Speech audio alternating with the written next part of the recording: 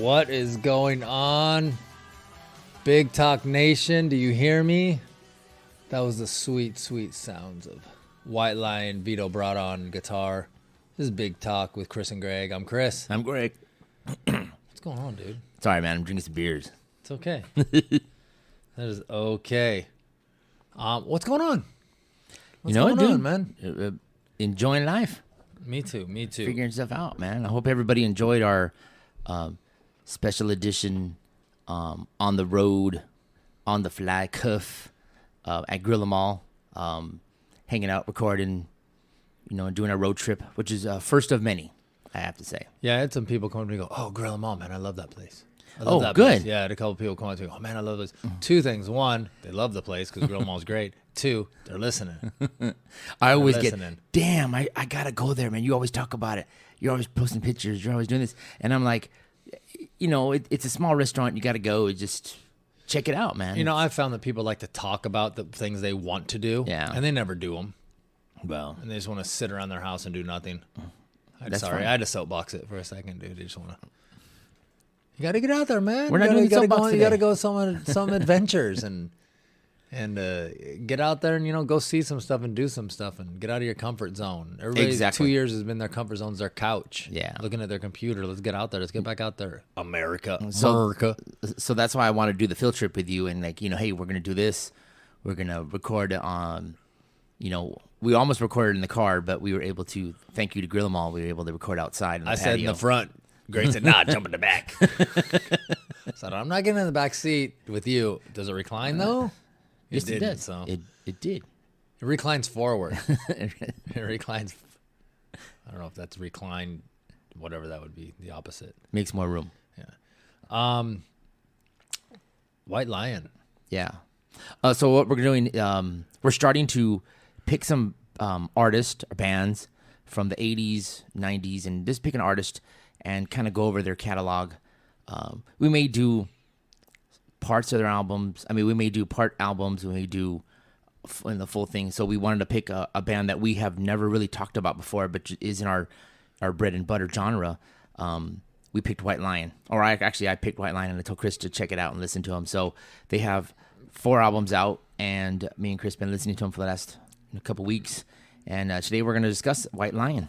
And but before we do that, I will not forget Instagram, bigtalkcg.podcast. bigtalkcg@gmail.com. bigtalkcg is on Twitter. You can stream us everywhere. I got something. You know what? This isn't even a surprise, dude. I Googled this today. I Googled us on my phone. Let me see if I can bring this up. And I actually saw that we're actually available on a place that I Whoa, really? Yeah. Let's see if I can get this up. I type FBI's most wanted. I type in our name so much here on my phone that it autofills, so I just got to tap each word here. Double G. And so if you Google us, guys, it comes up with all these places you can stream us. And then I saw this. Where is it, dude? Podbay. Never even heard of it, dude. So it says Big Talk with Chris and Gregg, the #1 podcast in North Hollywood. I would get that down more finite, but I don't want all the fans and groupies showing up here when we're recording. We need our space. Right here, I'm looking at it right now. Podbay.fm. Never even seen this, the logo or anything. So I guess you can go to Podbay. I'll check it out. Podbay.fm is what it says right here. Oh, okay. Listen to us here. It's got every episode. Amazing, dude. I've never. Nice. Yeah, I know. That's how the Russians are listening to. They've infiltrated Americans, dude. Did we pick up any new listeners from the other? We've countries? we've gotten some repeat listeners from Russia. We've got some repeat listeners from France. So it's good. Those fans of ours, the nation is worldwide. That they're coming back and listening to us. So that's great. So shout out to France. Shout out to Vladimir. Nice. And thank you guys very much to everybody all across America. Nice. And I like it, dude. So yeah, like Greg said, we're gonna take some bands, some artists that we're not gonna go on the larger side. Like we're probably, and if we do tackle some artists, let's say like Judas Priest or Iron Maiden, we'll have to break it down and separate it out. But if we do some bands, we're gonna do like a White Lion that has 4 albums, or a band that has a couple albums here and there, and maybe we'll do an episode of like 4 bands that only came out with 1 album. Correct. Or something like that, and just kind of talk about the songs. And I mean, obviously, White Lion, anybody that listens to metal music from the 80s is very familiar with White Lion. They were one of the bigger bands. I mean, they charted highly. That was awesome, PBR. Their album charted high. They had a couple singles in the top 10. I mean, they were a very popular band. I mean, thanks to MTV music videos. Mike Tramp, he's a foxy guy. I don't think they were an arena band, dude. They weren't. They were if they were playing in arena, they were the second bill. They weren't the opener, but if it was a 3 bill, they were number 2. Okay, I agree. And then they would probably headline like Santa Monica Civic Center. They would probably headline like, they go to the Palladium and sell it out here in Hollywood. What about the Universal Amphitheater? Universal or Gibson? Ooh. Or the Harry Potter? I don't need. Let's say Universal. Let's bring back to Universal. That's a topic to tackle for another day. That's where me and Greg had our first mandate and our bromance started. Was at the Gibson Amphitheater at Universal, and now it's where the Harry Potter. I'm not a Harry Potter fan, not because of that, but I'm just not really a Harry Potter fan. So that just adds fuel. I still want to go. I want to check it out. Go ahead. Take the kids. Take the 12 and the 10-year-old. They're all down with. Oh, cool. Good. The Harry Potter stuff. But yeah, they'd sell. They could probably sell that place out, or back in their day for sure. They have were a co-headliner. You know what I mean? Co-headliner with like someone of that time, a Rat or like a Vixen, or Cinderella, something like that. Oh, maybe. All right. They were probably maybe about that same Cinderella. Like they had a lot of songs, but they weren't like ever like, oh my god. They would. I would say Cinderella, and then maybe Cinderella's a little notch ahead of them. Like, I would say a notch ahead. Yeah, I figured that. Well, because what I remember of Cinderella, which we'll probably have to tackle soon, was there was a lot of good songs, and I think they had like 4 albums too. There was a lot of good songs, which I would figure more than White Lion. I was at work yesterday, and I was like, I don't know how it came out, but I'm a weirdo, and I was like, Cinderella. Oh, Cinderella, the band. Like nobody knew who they were. Really? Nobody that I work with knew who they were. Not even the young kids. And I'm probably gonna get fired because I went around slapping people that didn't know. Oh man! And someone said, "Oh, Disney," and I go, "What are you talking? No." Whoa! I said Tom Kiefer. What's going on? Anyways, we're getting on a side tangent. White Lion. That's the band we're going to talk about today. 4 albums. Their first album, "Fight to Survive." All right. Came out in November 9th, 1985. Yeah, dude. I mean, I see a whole bunch of it's getting a little hot in here, so we had to open the sliding glass door, so you're gonna hear some traffic going by, but. The heat's too high, and I ain't paying for the AC.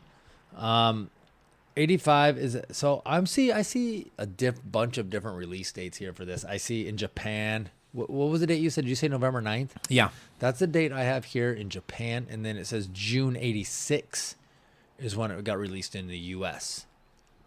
Oh wow, okay. Yeah, so a little. That's a what 6, 7, 8. Wow, 8-month difference. Yeah, 7-month difference or so. According to Spotify, it's November 9th, 1985. That's the Japan release, but I got... okay. I got some other information here that I found in my secret spot. And just to give you a little background on the band, this band has had a lot of different members. But basically, the core of the group is Mike Tramp was the singer. Vito Bratta was the lead guitar. And that was basically the core of the group. They were the chief songwriters. They wrote almost all the songs. They had some other members of the bands. Greg D'Angelo is probably one of the better known ones. Nicky Capozzi is probably another one. We'll run through some of the other ones that appeared on some of the other albums, but those were probably the bigger ones. I think there was one more. Dave Spitz was a bassist. His brother played in Anthrax. Oh, okay. And so yeah, that was a couple of people that Yeah, they were a New York band, right? They're from New York. They're not the L.A. Sunset Strip kind of thing. They were from New York, Brooklyn. And when I listen to, I'll be honest with you. Greg said, "Hey, we're gonna do White Lion. We're gonna talk about their 4 albums."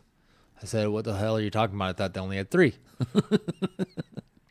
So I had to go onto my Apple Music. I go, "Oh shit, they do. They have 4 albums." Yeah. So I went and I looked up so I brought up their first album, and it's not the most well produced album, but I told Greg after I listened to it, I said I could see how somebody would be like, okay, this band could like be somebody. They could do something.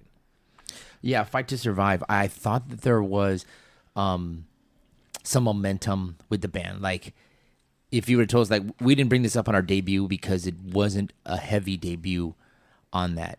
So, did the guys put something out? Yes. Did they have a few catchy songs? Yeah. But did it really make an impact on radio or impact to me in the metal world or the rock world? Not really. I probably saw like little articles on them on my Metal Edge, Circus Magazine, but nothing that really pushed that band forward. So at that time when that album came out, the Japan release at least, they were signed to Elektra Records. And actually, let me rewind it. They actually were not signed to Elektra Records. They recorded the album. Elektra didn't like the way it sounded. So they were like, we're just not going to release it, which I don't understand. If you put that much money into it, I guess maybe it's not the production. It's not if you don't want to advertise for them or promote the band, so they want to save costs that way. Like, oh, we'll just eat it. Their manager actually got rights to license the album to get it released in Japan. So they actually released it in Japan. Then they actually broke in Europe before in US, and then what's the name of the label that Grand Slam Records was the label that released them in the US. So Elektra didn't want anything to do with them. So hindsight, I mean, they ended up going platinum eventually later. We'll talk about those records. So that was probably a big mistake by Elektra. Yeah. I mean, sometimes with that first, there's some bands that aren't produced by a great producer or they don't have refined their sound yet. Correct. On their first album, there's exceptions to the rule. I mean, I think the biggest one would probably be Motley Crue. Their debut was done on a shoestring budget and sounds amazing to this day. When Elektra sign them, they kind of, the second release, when they released it, they did some more production on it, but it's basically almost the same thing. But White Lion, this first album, it's got some good tracks on it. It really does have some good tracks on it. Did you think the opener, Broken Heart, was a right song to start the album? No. Oh, okay. No. Because I compare it to... they redo this song on Main Attraction, I believe. Is that Main Attraction when they do that song? Let me look at my notes. Broken Heart? Is that on... I'm going to say no. Yes, Main Attraction is track number 2, after Lights and Thunder. See, dude, God, I took my ginkgo biloba, baby. Yeah. Broken Heart. Because I compared it to the one off of Main Attraction. Okay. And so maybe if I look at it just in a vacuum and say, okay, it is good, but then I'm always comparing it to when they redid it for Main Attraction from the release. I think that's 91. But basically the song Broken Heart, it's about, hey, I'm in a relationship. My heart's been broken, but I'm going to move on. I'm going to be stronger. Life, I'll get stronger. Yeah. I'm going to be okay. It's one of those, like, pick yourself up by your bootstraps and move on kind of a song. Dust yourself off and let's go. And it sounds, if you compare it to the one that they did for Main Attraction, it's definitely got that more of a raw sound to it. And, it fits right in with the rest of the album, but I like the version that they did in later on better. Okay. Got it. Track 2 was, and I kind of got a list here that I did. I got kind of intense with my notes. All right. Excuse me. Track 2, Cherokee. It's about Native Americans and the struggle they went through and how the white man came and kind of took their land and killed them, basically right? murdered them. Yeah. The Native American population pushed them out of their own land and stuff like that, and took everything from them. That's basically what that song about. I really do like that one. I think it's a great song. It's got this band White Lion. Here's what, for me personally, what they're really about. Amazing guitar playing by Vito Bratta. Correct. Is almost the paramount thing, because you listen to each song and it's like, okay, there's the song, then there's the solo. The solo is almost like a second song. It's like sometimes just like, okay, everybody shut up. Let me hear this guitar solo. I would say most of the time their songwriting is strong.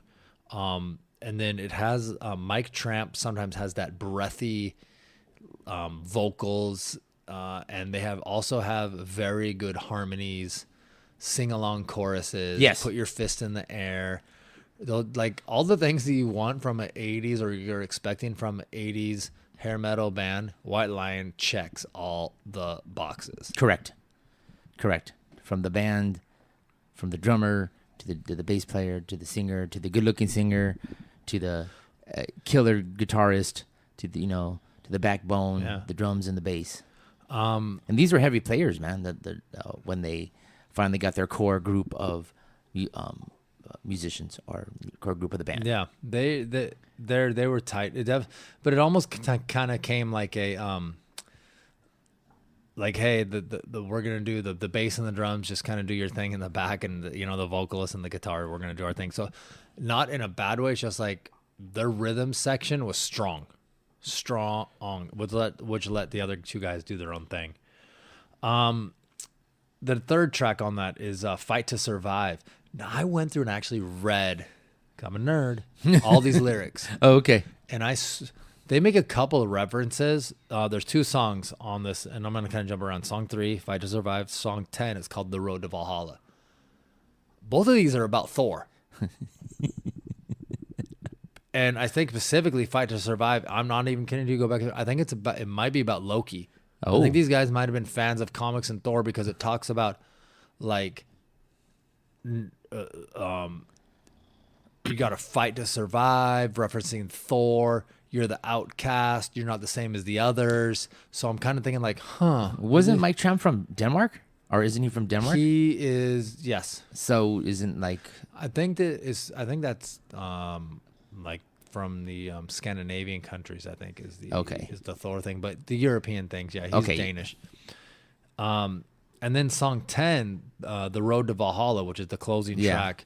I'm not a big fan of the song, but it's obviously Valhalla is the place where in the lore of that area, the Scandinavian area, where Thor and his father Odin, Valhalla was the place where when you were a soldier and you died in battle, you went there to go defend the throne of Odin and all this kind of stuff. And it was a honor to go there and kind of stuff like that.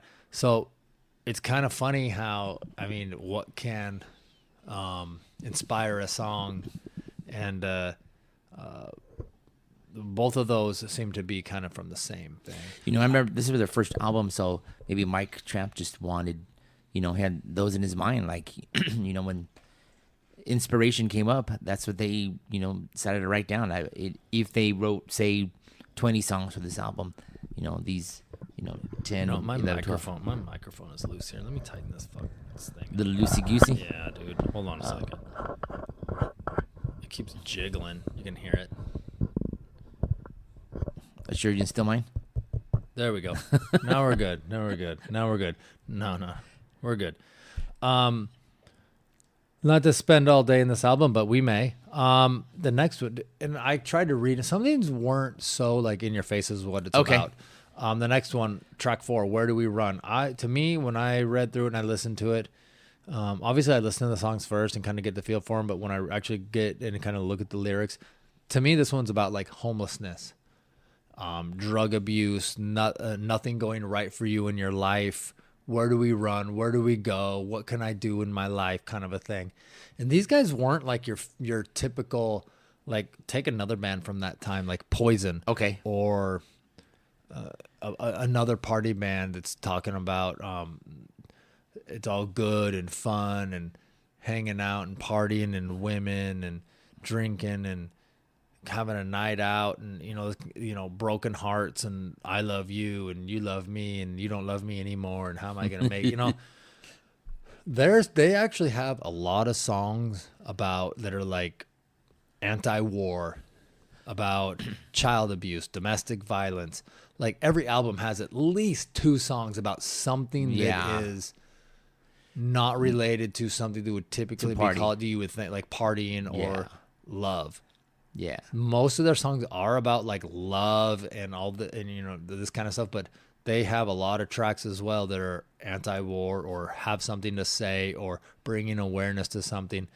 And Where Do We Run was one of those songs that on that first album, it's number 4, so it was the first one that kind of came along to where it was like, oh, okay, what's this about? And that's what it kind of hit me with, was that one. Yeah, definitely. This band does do that kind of stuff where we'll see later on in the future albums, they do bring a lot more of that stuff out, or they felt a lot more comfortable, writing about that kind of stuff. And I agree with you on the sense of, not a typical party band. Yes, there are songs about partying, drinking, loose women, wine, women, and song, but, then they kind of start to get a little more. Yeah, they got something to say. And more on this album, dude. This album's out of all their albums, it sounds a little darker, but it also lyrically is a lot darker than any of their albums that came after this. Number 5 is In the City. It's all about it's kind of like, we're on the streets, got to be strong in the streets. Yeah, kind there of you a go. thing, like defend yourself. Yeah. And I don't really know what angle they're coming at, and maybe it's just like leather boys out on the street, like, yeah, we got to be tough, kind of a thing. I guess is kind of what they're talking about. I was all for it. It was great. I think number 6 is where it really falls into what we were talking about earlier, was All the Fallen Men. You want to talk about this one? No. Okay, I'll talk about it. No. It's about soldiers that have died. It takes the angle of we have soldiers that are out there dying, but then we got these guys that are kind of like leading the whole charge, but they're the presidents and the kings, and they're fine just sitting on their throne directing everybody to do something, but they're fine in the end. And what are we doing this for? Exactly. What's the reason? Like, no one ever gives us a reason, like, really why we're doing this. It's just kind of like, yeah, we're just going to do it. And it's kind of a tribute to soldiers that have died in war and stuff like that. And, I wonder if any of them have like older brothers or dads telling them stories of, this kind of stuff where, hey, when I was a kid, and my dad talked about Vietnam. When I was a kid, my dad talked, my grandfather talked about World War I and World War II, that type of. I'm sure. Vietnam War, all that kind of stuff. Yeah. Yeah. No, track 7, All Burn in Hell. To me, the song is about, and agree with me or not, it's about the religious part, trying to brainwash, or like, why are you trying to make me think a certain way? What makes you right and other things wrong? I don't know. Am I speaking like, do you not agree with me on these? No, I agree with you. I agree with you on that one. And I'm not, I'm not trying to be anti-religious. I'm not at all. I'm accepting of all people. Yes. I'm just saying this is kind of what it wrote, and kind of what it gets to me is like, hey, dude, let me kind of decide shit on my own. Don't tell me what's right. Don't tell me what's wrong. I'll figure it out. Number 8 track, Kid of 1,000 Faces. To me, this is kind of like taking it from the point of view of kids that are not wanted. The first line of the song, if I remember, is something to the effect of like, your mother spanked you on the day you were born. Like, like you're like, they spank a baby when you're born, and that was kind of like it. And now this baby has to put on all these faces because their parents aren't around. They're in foster homes, adopted, whatever. Yeah, that kind whatever kind of thing is going on there. It's really like kids struggling through their adolescence and their youth. I mean, this album has really got something to say. The more I'm talking about it now, the more I'm realizing, like, wow, this is really, because I was just typing earlier, like, oh, let me read this. Okay, that's what that says. Let me listen to the song. But now that I'm reading it and discussing, I'm like, wow, they got a lot to say here. Yeah, they do. And the songs are, for the most part, pretty catchy. Their later albums are obviously better than this one. Yeah. But they got stuff to say here. And I guess I can understand why Electra would be like, yeah, this doesn't really fit into what we're trying to put out in the middle of the 80s. When you it was early part of the 80s, so like say 80, 82, 83. So compared to like Rat. Yeah. Rat, 84? Yes. Dawkins coming out But with then, 84. Then you have it's the Def Leppard from Def Pyromania. Leppard. You got well, I guess that would fit right in between Shout at the Devil. Yeah, and around Theater that Pain, time. So these guys are the record companies are looking at that. Okay, just because they have long hair and just because they can play doesn't mean, they can invent just tight jeans doesn't mean that. It's almost like early emo, but actually, let's talk about something instead of how depressed we are. Let's talk about all the other shit that's going on in the world. So, let's move on. Track number 9. Now, this is probably, in my opinion, the worst song on the whole album. Okay. El Salvador is the name of it. And I was like, this song sucks. Now, the one thing that got me was the beginning part, like the intro from the guitar work. I thought that was good. Now, you're right. It has like a Spanish acoustic guitar. Correct. Right? Correct. Yeah. But from that point on, something El Salvador. That didn't really. So I kind of was like, I listened to it and I was like, and I started listening to the lyrics and it was like, what are we fighting for? And then El Salvador kind of stuff. And I go, and I didn't know, so I had to look and I go, was there a civil war in El Salvador or something? So I Googled it. Dude, there was a civil war from I think I might even have the window up, dude. It was from 1979 to 1992. Oh, okay. And I didn't even know this. And so I was like, oh, that has to be what this song is about. Yeah. And you just, when you start to take the lyrics and the event and you put them together, you're like, that's exactly what this song is about. So I don't know if they had someone in their band or something like that, or if it was just like, maybe they take inspiration from the news. You know what I mean? I mean, just reading newspaper or something or magazines. I think you're right. I think that's exactly what they do. Kind of what they did. And that, I mean, Road to Valhalla is track 10, so it was a 10-track album. Clocks in at 44 minutes and 32 seconds, so it's actually fairly short. But maybe right in that pocket of what a lot of the albums were back in that day, 44. They usually went to about 42 to 46 minutes, right in that area. Exactly. But that album, the production could have been a lot better. But you can definitely hear Vito Bratta's guitar playing is already exceptional. Mike Tramp. To me, I was listening to it, and they used too much vocal echo. There's a lot of vocal echo where you hear him singing, then you hear it go.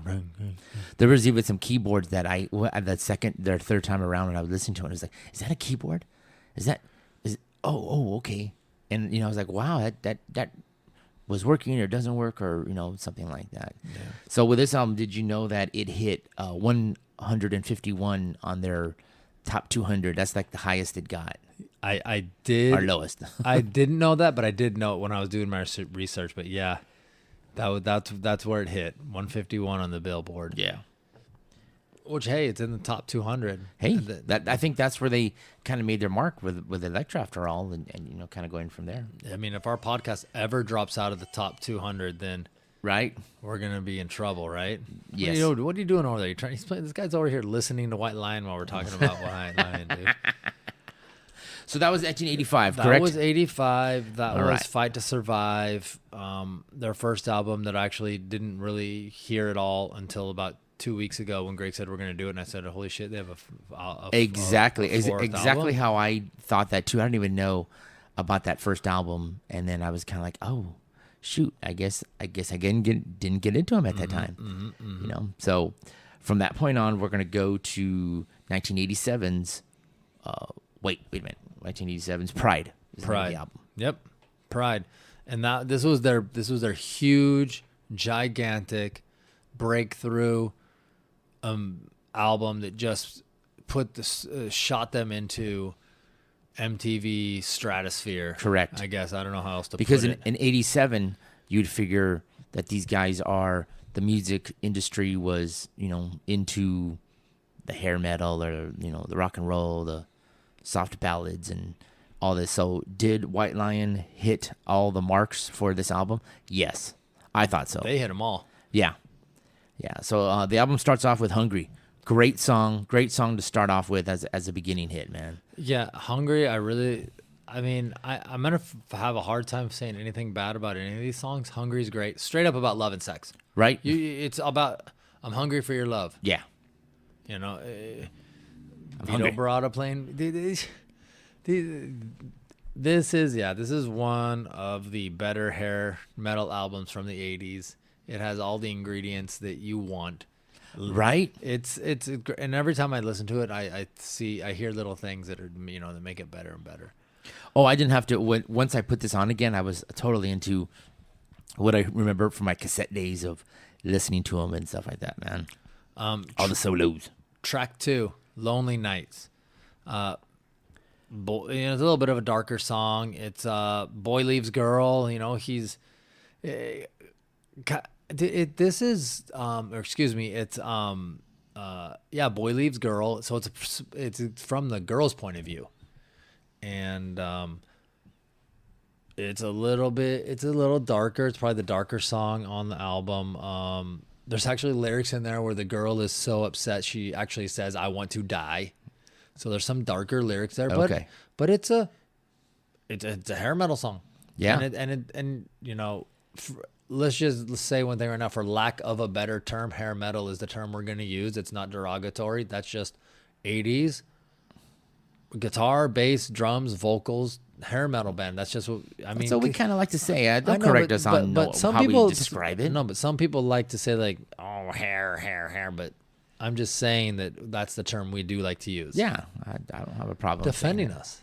No, I know, but the artists like today, I've heard bands like LA Guns and Faster Pussycat don't want to be in that genre of hair metal, or they get upset when you say, hey, I was in a hair metal band. Don't say that. You got to say, hard rock in the 80s. No, hair metal. Yeah, I know. I'm the same way. If I go up to somebody, hey, hair metal. Let's go. Let's move on to the next track. All right, man. Don't give up. Don't give up. Yeah, man. It's another good. I don't think we're gonna say that we don't like any of these, but that's another great one. You want to talk about this one or yo? No. You want me to talk about it? Yeah. Or am I? This is just about like kind of don't give up on life, man. Yeah. Things that can be overwhelming, and their lyrics aren't generic. They get kind of specific sometimes in their lyrics. When work is too much, money, the taxes. They start talking about taxes are overwhelming and the money and you're going crazy. Like the lyrics in a lot of these songs are so specifically and finite relatable that every single person is going to be able to be like, wow, that's exactly, right. That's what we were going through. It's not kind of what I'm going through. That's exactly what I'm going through. And that's one of those songs where I kind of started, because no matter how much you listen to a song, sometimes you really don't get it until that's why I love it when they have lyrics. So I can read the lyrics. Oh, right. Yeah, because sometimes you're listening to a song and you just kind of, your mind wanders. You're like, oh my God, listen to that bass guitar. Listen to the lead guitar. Listen to the way his vocals sound. What is the drum? And you just stop listening to the lyrics because that's just another element of the song. And it's hard to concentrate on one element through a whole song. And this is one of those songs where it can get finite, relatable, but don't give up. Don't give up. It's kind of how the chorus goes. And another one of those ones you can sing along with. Let's go move on. Track number 4, Sweet Little Loving. Oh, yeah. Talk about girls, sweet, dancing, shake it and grooving. good groove. Good song, man. I loved it. Yeah. We talk about, like you said, from the political side, they also had a side where they want to talk about, the girls coming, dancing, moving and grooving. So, maybe the record company said, hey, put some songs too about, girls, because we need the girls at the shows. I'm going to bring some of this stuff up. This song right here, Sweet Little Lovin', I mean, flat out, it's about a hooker. It's about a hooker. And they even give her a name, Little Miss D. And I'll quote you some lyrics. If you want a good time, you can take her home because everyone knows she is good in bed. In a minute or two, she'll make your dreams come true. That is a hooker. And there's later on talking about, you give her money, all this kind of stuff. It's all about a hooker. It's no Venmo? Not back in those days, but she'd probably take Venmo, I'm sure. Lady of the Valley is the next track. You know what we need to do, Greg? And I know we talked about it earlier. I think that in the context of this conversation, we need to play a little of this so some people kind of know what we're talking about. You want to do Lady of the Valley? That's not one of my most favorite ones. Yeah, no. I would say the next song would probably be more of a favorite. We already played Wait in the intro. All right. Maybe when we get to number 8, tell me we can all right, play some there you of that. go. So Lady of the Valley is the next song, and I listened to this and I had no idea what to make of it. Okay. Well, and the whole time I've heard this song. I'm like, I've always liked it, but I didn't know what to make of it, what it was about. I fucking finally figured it out. Lady of the Valley is a church, and they're all over the place. Like, I dig into this shit and I try to figure out what's going on. So Lady of the Valley, when you read the lyrics and you find out what's going on, it's about like it talks about my brother's dead. He's not coming back. I took him to the Lady of the Valley. I buried him. Oh, Lady of the Valley. okay. So I looked up Lady of the Valley. There's Lady of the Valley churches in LA here. Then I look up, what about New York? There's all over the place. Lady of the Valley is a church. So that's about like laying your brother to rest. You want him to come back. Yeah, You wish we okay. could go back to a time when we were together, but we can't. It's too late. You got to live your life while you're together, kind of like what we're doing with Big Talk right here, man. Let's do it now or never. You never know. Correct. So that song, another subject. It's not about partying and love or whatever. Yeah, it's I want a to say different subject. it's I don't want to say political, more religious political, where something like that. But I've always liked that song. Even Okay. I didn't even know. I thought it was about a lady in a valley. Like, I thought it had some like sexual, like fringe connotation to it, and then Like her legs were the valley. something like that. I'm in the ladies' valley. Putting snow on her mountains. Right. I don't know. Number six on the Pride album is Wait, which was a Wait, song we played yeah. at the beginning of the podcast. Their second biggest hit. Yeah. That's a good they song. but it was their breakthrough. All over MTV. Excuse me. We're drinking some beer, so I got some burpees. Here's the thing. I had all this stuff up. Oh, okay.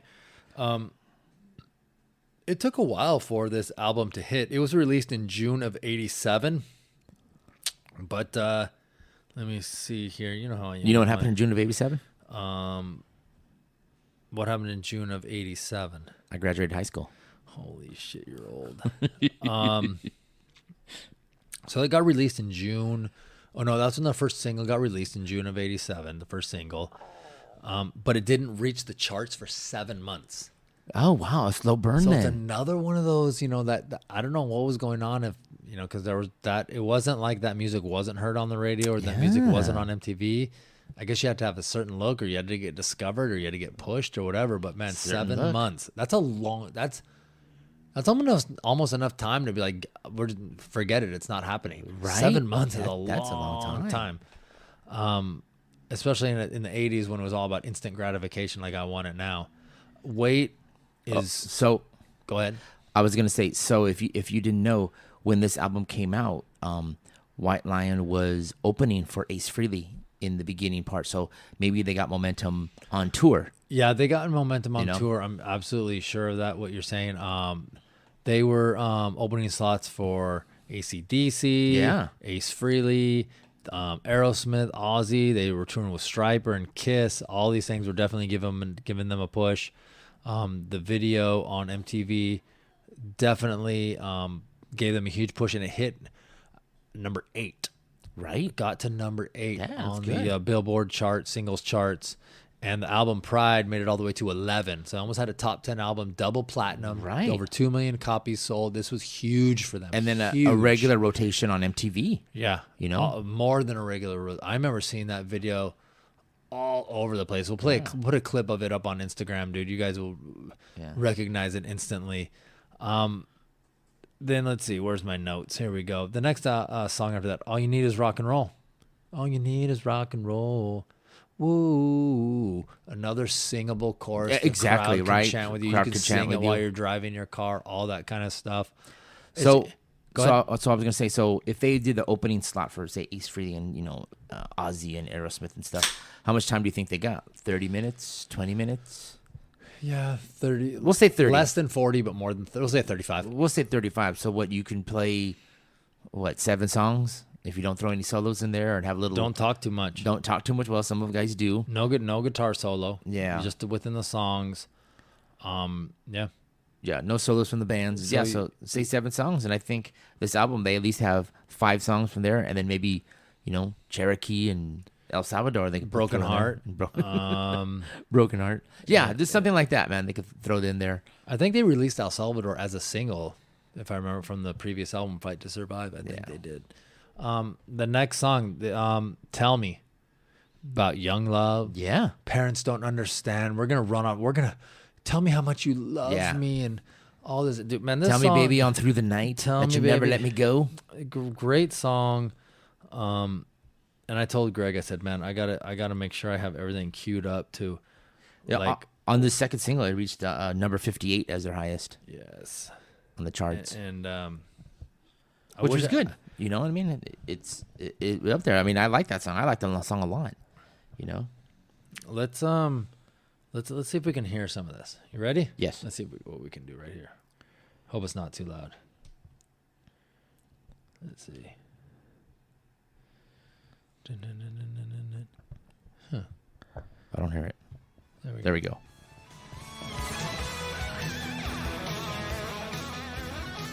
Vito Bratta, great guitar playing right Oh, here. excellent, man. Sorry it took us 40 minutes to finally play some. But the great thing about his music is Vito Bratta's guitar playing. Listen to that. Listen. He doesn't have a lot of distortion in his playing. You can hear every note, every string, every fingering, every pluck, clear as day. Like, listen to how good I am, guys. Like, it's almost like he's showing up. Listen to how good I am. Did you know on from Guitar World he won Best New Guitarist? I did. Yeah. And also, I think it was another guitar player for musicians or something like that. It was another magazine. Also, he won that same award, Best New Guitar Player. Which he deserves it, man. This is a great. Oh yeah. This showcase to me. This showcases him more than than Fight to Survive. Oh yeah. Listen to this. Listen to this chorus.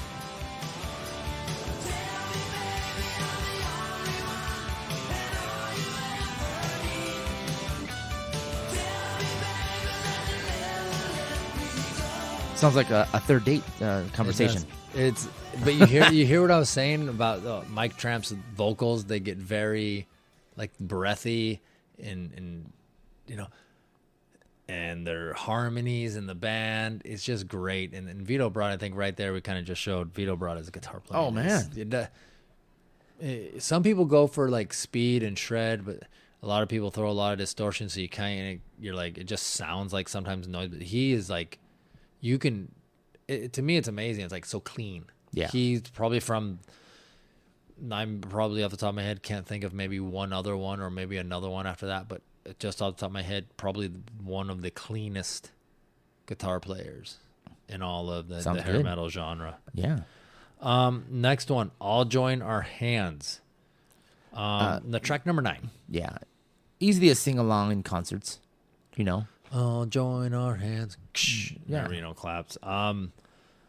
It's about war. Another song about war. Fighting. Our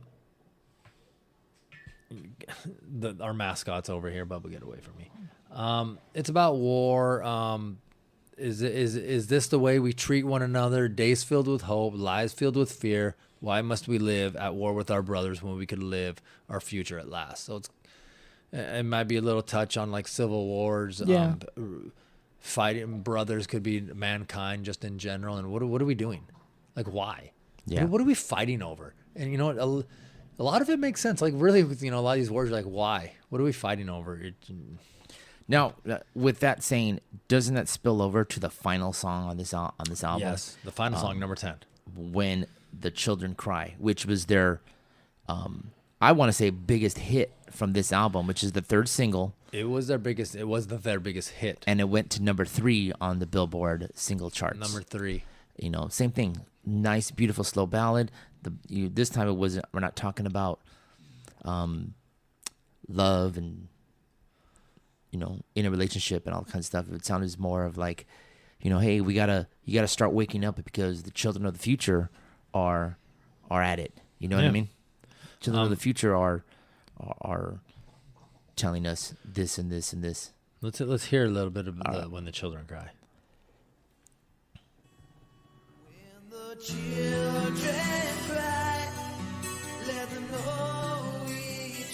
That guitar playing was nice. Oh man.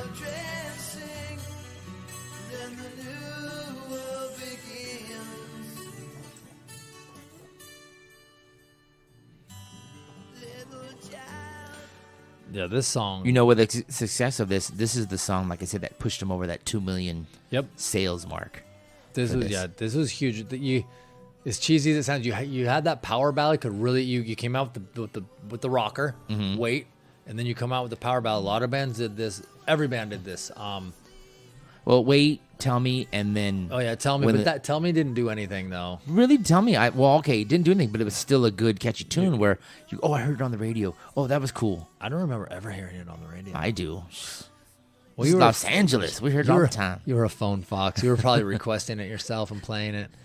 I was requesting Odin. But yeah, this song put it. Yeah, you were. This song put it over the edge for them, and it took them to stratosphere. Really, I mean, 2 million copies is a lot of albums. Too many people want to hear you over and over again. Yeah. Love it. Love it. So before we get into the next album, so what I read was these guys, as soon as they got off tour, the record company pushed them to do another album, which was Big Game, right away. So Greg, can I cut you off? Yeah, sure. Hold on a second. Oh, you want to hear the solo?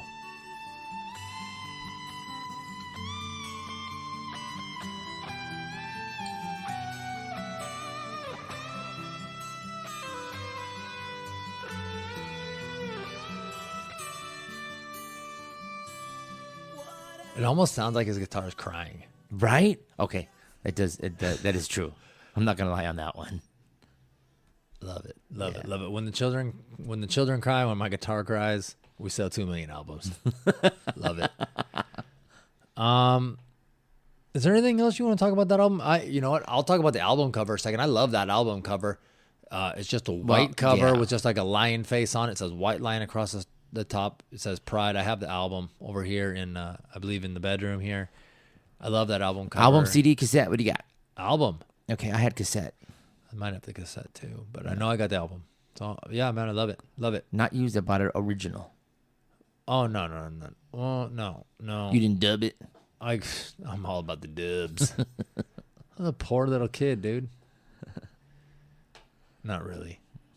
All right. I didn't get an allowance. So what am I gonna do, right? You do no chores? I would make dub copies off my parents' albums, or I would sit and wait for a song to play on the radio, and of course you'd miss the first 10 seconds of it because you'd be like, oh shit, it's playing. You go find the tape. Oh, shut up, DJ. Yeah, right. Stop talking over my song, fucker. Next album, Big Game. Yeah, Big Game. You know, I think this is when they hit their stride. Yeah, you were saying that you love this one. 1989. I think, and the same thing. If last one was done in 87, these guys, released it. So it took 6 months to get momentum, right? So they did a full year of this kind of stuff, and then went straight into the recording studio. And hey, they must have had some songs in their pockets, man. Yes. And this kind of stuff. Going Home Tonight, I didn't think it was a strong opener, but the more I listened to the album, I thought it was. I was like, okay, it's a good opener. It did take a second. It wasn't like wait. Yes. To me. Going Home Tonight, to me, another song about war. I'm finally going home. I'm going knock home. on the door. You're gonna be there. These guys just. I mean, could it also have been like finally going home in the sense of war too? I'm finally getting off tour and going home to. Yeah. It could too. See my family. My lady. I'm sure there's some specific lyric. Sure. That I and stuff, but going home tonight. I agree. Now you got to make me look it up. All right. Going Home Tonight. It did start, and it was one of those I had to hear a few times to get it really stuck in my head. I didn't think it was a strong opener, but hearing it 4, 5, 6, 7, 8, 9 times. I dig it. I'm really into that one. Dirty Woman. Yeah. To me, another song about a hooker. Yeah. Basically. Dirty Woman, hooker song. Yeah. Good groove, good solo.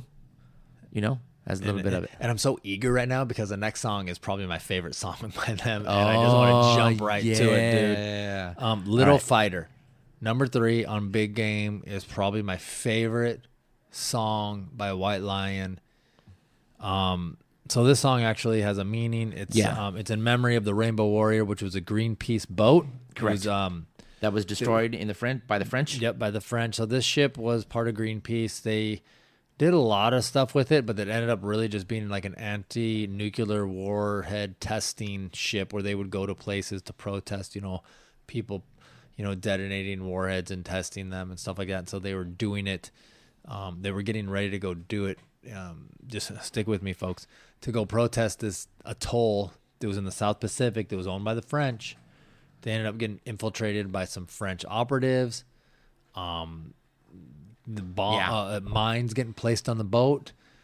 They detonated them, sank the ship. All the crew survived, but there was a photographer on there that was part of the press that died. It was a big deal. France said they didn't do it, but then they admitted that they did, and they got fined. They had to pay a bunch of money. I think it's the New Zealand government or prime minister said this was an act of terrorism or domestic terrorism. Yeah, something like that. So this was a little bit before my time. I think it was in the 70s, and it just was. I don't remember hearing about this, obviously, and I didn't even know that this is what the song was about. I thought it was just a little fighter, like fighting to survive, fighting to be the best, not like an actual fighter, like with your fist, but just fighting to survive, fight, which you could. A song means whatever it means to you, and that's what it meant to me. Then I found out what it meant, but it still kind of means like just be a fighter, like survive. Yeah, definitely. And this song, I'm telling you guys, I love this song, dude. I got to bring it up. I just got to play it from the beginning, Greg. I just got to play it from the beginning. Here we go. Let me hear it. Yeah. The guitar playing right here is just so.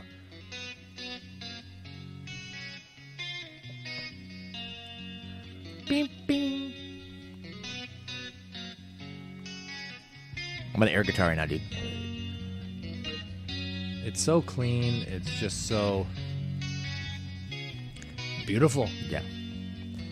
It also has that thing like it's gonna start revving up. Yes. Revving up. And here comes Mike. Here it is.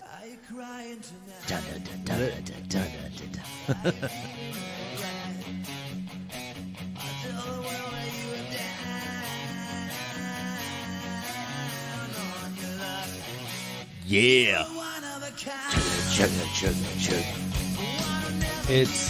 And that's right there. I mean, you really kind of see how that rhythm section they had just comes in and just gives the whole just bottom end of the whole song, and just the whole song is. It doesn't sound like that. It doesn't go. And then it's got Vito Bratta just fucking right, dude. Playing over the top, man. His little fills and frills and tricks, and that. It's great. That's why I believe Big Game is their stride when their songwriting ability, popularity. Just that was it, man. This is a jam. It's a good one. So do we want to fast forward to the solo, or you want to let it go? What do you tell me? Let's let it go because we got to keep moving. We got a lot of. Okay, we got at least 20 other songs. Yeah, to talk we do. about. Okay, Broken Home, number 4. You know what? I'll start off with this one, man. You know what? From hearing this and hearing what the lyrics are, dude, it talks about domestic abuse, and you hear it and you're like, wow. And the guy reads about it, talk about kids being beat up, family being beat up, broken, very bruised arms. It's about heartful, tearful song. I don't want to say I cried, but if you get me in a good mood, I probably could cry on this one, man. This is very heartful type song, which it's out there, and maybe Mike had a situation where somebody, told them a story or something about this kind of stuff. Or maybe he experienced it from when he was a younger kid. You never know. It's definitely a heart-wrenching song. Yeah.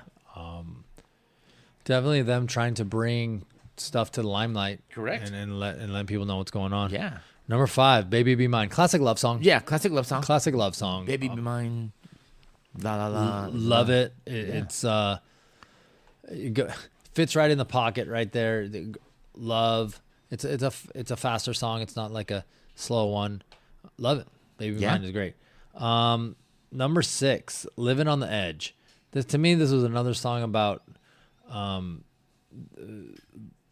possibly, I can't tell if it's about like you're living on the road. I'm not saying you might be like a nomad, not necessarily a homeless person, but I'm out here. I'm gonna go on the street. I don't know where I'm gonna end up, but I can't pay my rent. I can't do this. I don't know where I'm staying, but I'm just gonna go hit the road and make it. Another song. That sounds like a band, man. You know, a lot of these albums, sometimes you just kind of listen to the hits, and this is, you know, when I listen to the whole album here, it kind of makes you, it reinforces why I like to be an album listener. So when I go back to these, I like to listen, because you start hearing all these songs, and songs that you just may have skipped over in your youth. You're like you said about your Bon Jovi. I just listened to side one forever. Yeah. And then you finally listen to side two, you're like, holy shit, dude, this is amazing as well. So that's why I'm kind of anti current times where it's just singles. Yeah. Singles. Okay, nice song. What about, do you have 10 more? Yeah. No, you don't, because you only have one song. But, you know, I'll digress from that. Number 7, Let's Get Crazy. This one's party time song. This is probably their one really like big time party song. End of the week. We've been working. We've been hustling. Yeah. Let's go drinking. Let's go party. Let's go meet some girls. Let's get her done. Guess.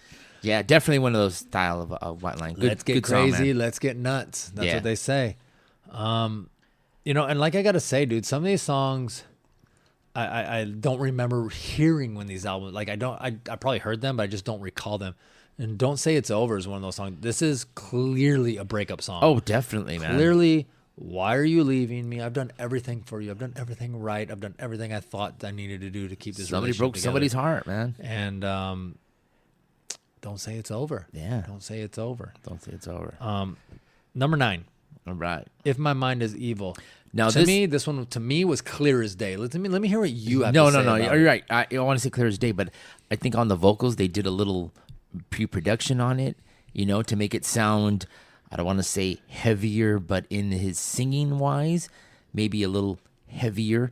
Love the song. To me, this is a deep, deep cut, which I think is a great song. One of their best, if you're a White Lion fan, as a deep cut. Like, hey, you play this song, oh, damn, that's a deep cut. Yes. Good song, good solo. Yeah, it's up there, man. This is one of my favorite songs from this band in a deep cut sense. Not their singles, but a deep cut. I love. I could not agree with you more. I couldn't agree with you more. It's a great song. You're only going to hear that like another, again, pound it home. You're not going to hear this unless you're listening to whole albums. If My Mind Is Evil. To me, this song, when I listen to it, it really starts off, and it's clear to me that this is about televangelists. Yeah.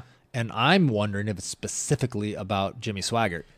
And I think it might be about on that time. I would say, yeah, dude. Because he had the scandal in 88 and 91, and this album came out in what year did we say it came out? 89. So it might be about that first scandal he had. And, I mean, but any one of those televangelists. I mean, pick come one. on. Yeah, pick one, dude. There's just and a it bunch talks of them. about, like, if my mind is evil, and then it goes on to say, well, if your mind is evil, then it's you. It's you're to blame. If I'm evil, okay, I can deal with that. But if it's you, why are you trying to do this to me and brainwash me and make me...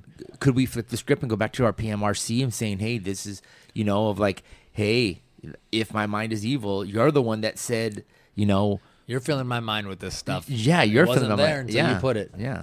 Darling Nikki's a great song. I don't know what you're talking about. Yeah, dude. I then love magazines.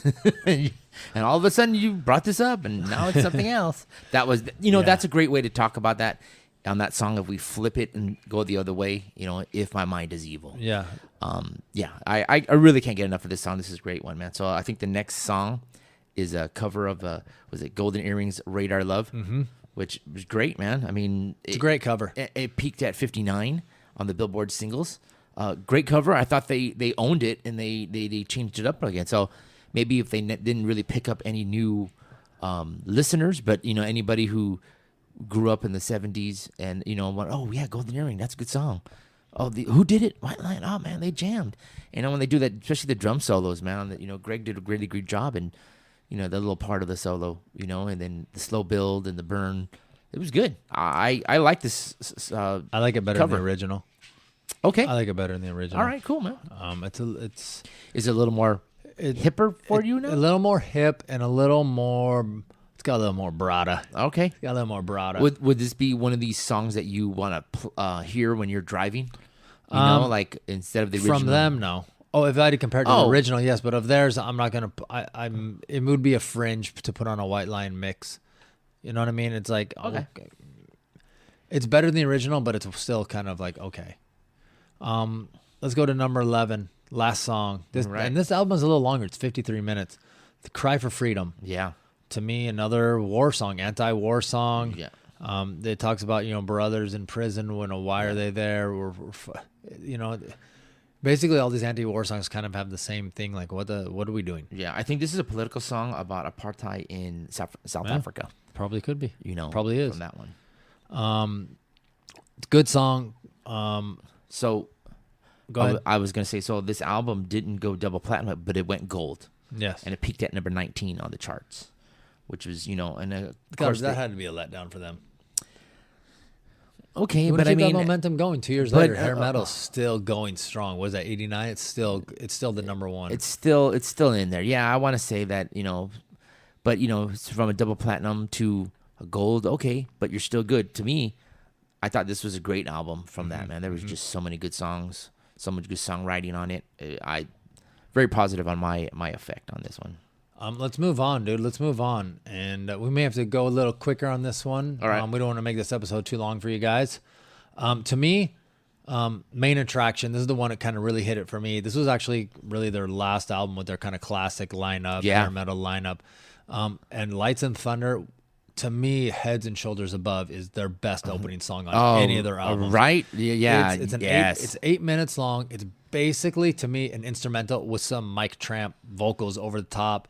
Doing their Lights and Thunder thing, but dude, it's all about the band in this one, and it is great. I love this song. I love this song. It was not a single. It was not a release. You just put it in, and that's the first thing you hear, and you're like, "What am I? This is amazing." Yeah, I love it. It's great. Great. I agree. I totally agree with you on this, man. That's a great song on there, man. How you get started. So the next song, which we did talk about on the this was the reissue, not the reissue, but they redid "Broken Heart" again from "Fight to Survive." Yeah. So Broken Heart. Great song. I like this version better than the original. Okay. Just the better production. Dude, and that says it all. You sometimes you just it sounds better. The vocals are better. The mixing is better. The song is it's similar. It's close to the original, but they did a lot of stuff to kind of, I think, separate it from the original. What do you think? Yeah, I totally agree. Let's see if we can hear some of this. All right.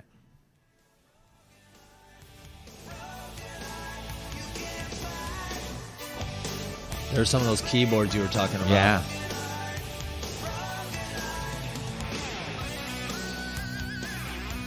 Amazing guitar solo here. Excellent. If you're listening to your car right now, crank it. If you're listening on headphones, crank it. If you're on your bike, crank it. If you're chilling and grilling, you can crank it.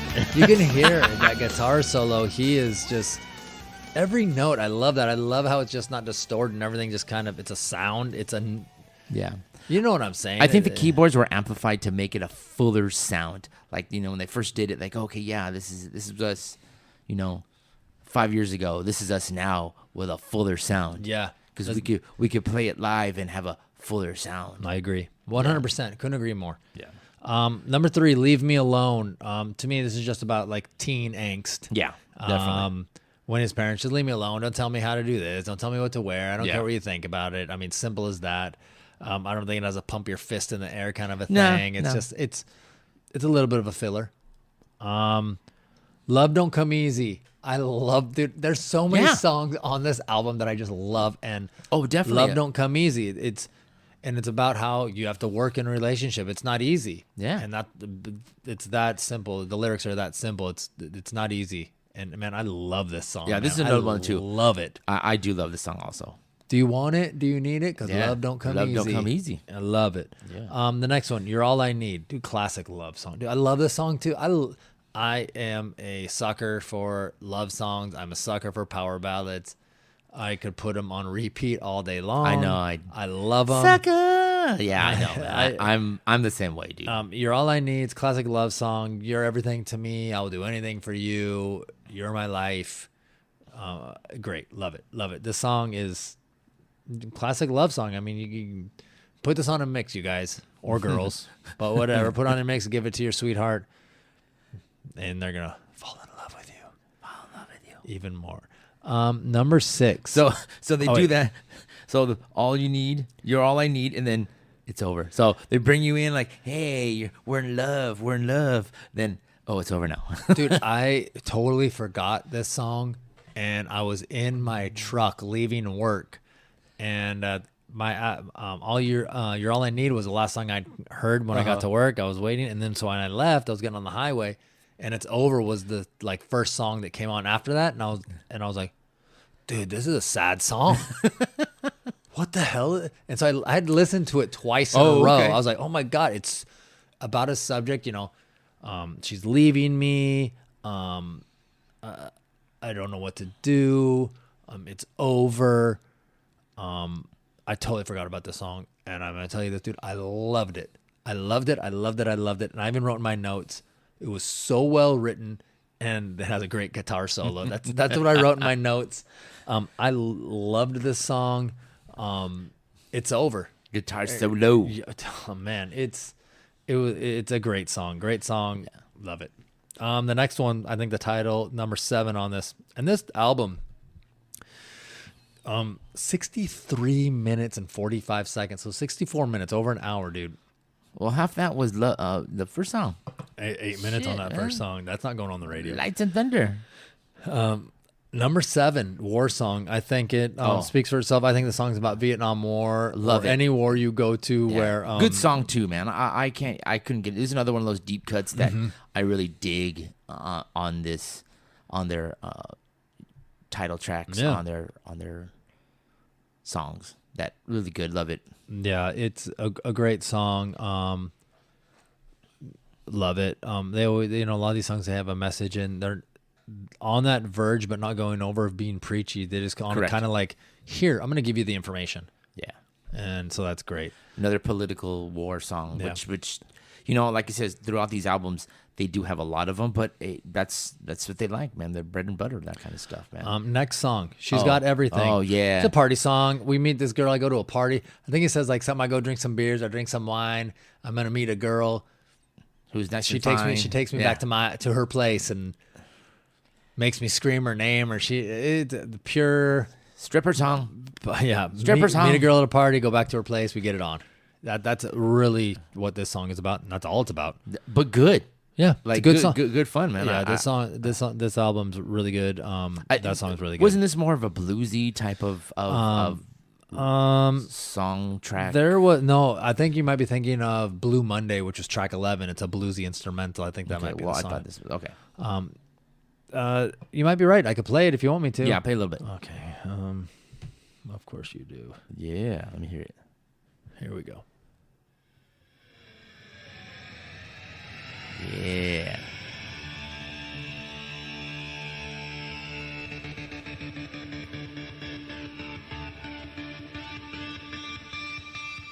Yeah.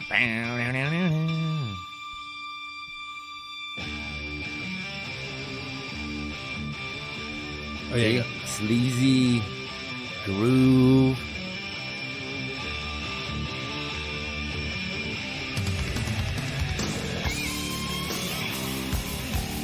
I don't know. It sounds kind of bluesy to me. Yeah. Yeah, this is sleazy. Party. Hey, dude, this sounds just like what we said the song was about. The music sounds like the song.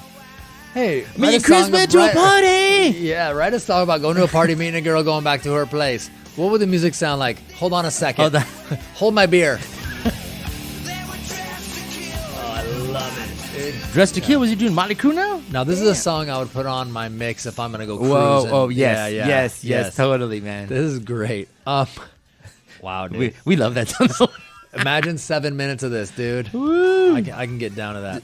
Wait a minute. Do you see why that this album is like longer? From they did 43. The last one was 53, and this one's whatever in the 64. And like each song got expanded a little bit more. You know, I wonder if they they got 8-minute song. They got a 7-minute, 2 7-minute songs, an 8-minute song, 5.5. Everything else is over 4 minutes. That's unprecedented, dude. Usually you got your 3-minute songs, but none of them. Nothing under 4 minutes. They didn't worry about that this time, man. The next song. This song is great. Till Death Do Us Part, number 9. Love this song too. It's a wedding song. Yeah. It's all about Till Death Do Us Part. It's a song for vows. It's a wedding song. It's got a nice little solo in it. Love this song too. You know how I am with love songs. Yeah. I love them. So she got everything, and then she got him to marry her, right? Is that what the thing is? Something like that. Yeah. If we're going song by song, she got everything. Went back to a house, party time. Now we're getting married. Number 10, Out With the Boys. This song kind of, I don't know, dude. And it's a good song. I liked it. I really enjoy it. And I'm trying to analyze the lyrics. It kind of sounds like he's trying to remember the good times with the boys. Because I think so. Because he sees somebody from their past of being together that's not doing so well in the present. And it's like, hey, man, I wish I could do something for him. Another message song that they have, dude. And it makes you think, like, these guys, sending out those messages. And another good song. Yeah. Blue Monday is the 11th track out of 12 on this. It's an instrumental. It's very bluesy. Once you listen, and I'm kind of surprised with this instrumental, it doesn't have more of Vito Bratta letting himself just kind of go. It's more just kind of the whole band grooving the whole time. Right, that's what I thought too. I thought the whole band just grooving, and this is, I think, the first instrumental they've ever released. It was the first instrumental, and I was kind of like, I liked it, good. They sound good, but I would have liked a little more out of Vito Bratta on it. Correct. The last song, Farewell to You. You know what? This song is the perfect way to end this album, and I want to say kind of how. And you want to say without knowing, but their career, exactly, or their album. These albums from this part of their career, I guess. Correct. And also, one of those things of like ending the career because I think after this grunge really started taking over, and there was no more hair metal. It kind of went away. So I think this is the perfect song for them to say, farewell to you. Yeah. And you're not going to hear this anywhere, but unless you listen to the album all the way through and you get to that 12th I love track. it, man. This is another one of those deep cuts I love, man. Yeah.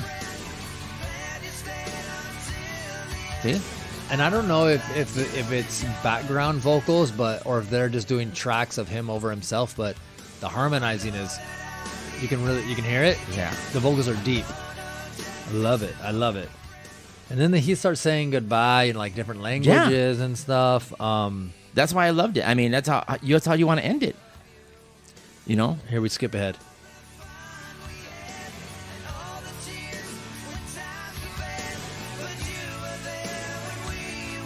Love it, dude. The lyrics are great, dude. I love this song. Yeah. This is another one of those.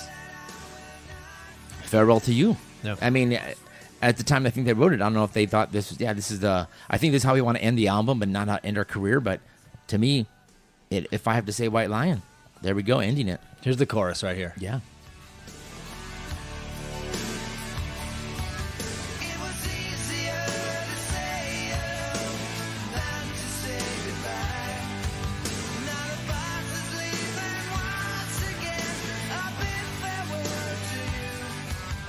So maybe a tour song.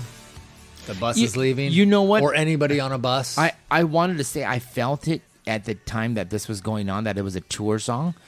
But when I look back on it now, it kind of looks like maybe they knew, or I'm sure they didn't, but this is goodbye to hair metal, and we're going to listen to something else. But I loved it. I love this song. There was not a lot you could tell me that I don't love. This album has a lot of more like love kind of songs on it, more specific about that kind of stuff. But I love it, dude. I'm a sucker for that kind of stuff because I love love. Great. Yeah. I love love. There's nothing greater. No greater emotion. I love it. And people writing songs about it that you can relate to, hearing it. Love from both sides, dude. Broken hearts. I mean, just makes the healing of the heart even much greater. Yeah. And so you got to get both sides of it. You got to have the yin and the yang, the pros and the cons, the ups and downs, the goes, the stops, opposites. We can go all day long with saying this. Definitely. The Chris's and the Greggs. So if you guys couldn't figure out, we went through these 4 albums, talked about them, solos, songs, songwriting, what's hit and misses. And this was actually very fun and killer. And, the next band we'll figure something out in, a few weeks. We'll give you some more fun stuff to listen to. So if you've never heard of White Lion or you're not familiar with them and now you're a little bit more familiar, great. And because that's what we wanted to, get to you, put our point out. And then also, check them out for yourself. And and if there's a band that you want us to check out, listen to a few albums of that, let us know. Guys, like Greg is saying, this is what we like and what we listen to. Is there a band you want us to talk about? Yeah. Give us something. We'll listen to them and we'll talk about them. Sure. Anybody. Sure. Including the Korean boy bands. The K-pop. There's also J-pop. Whoa. I read that. They're not as big as us in Japan, though. We're still number 1. We're holding on strong. Good. And, Godzilla is number 4. I don't know, man. Fight to Survive is being Japan. I don't know. It is. And the Scorpions, All right, but we're still number 1. So from Chris and Greg. Hey, later. See ya.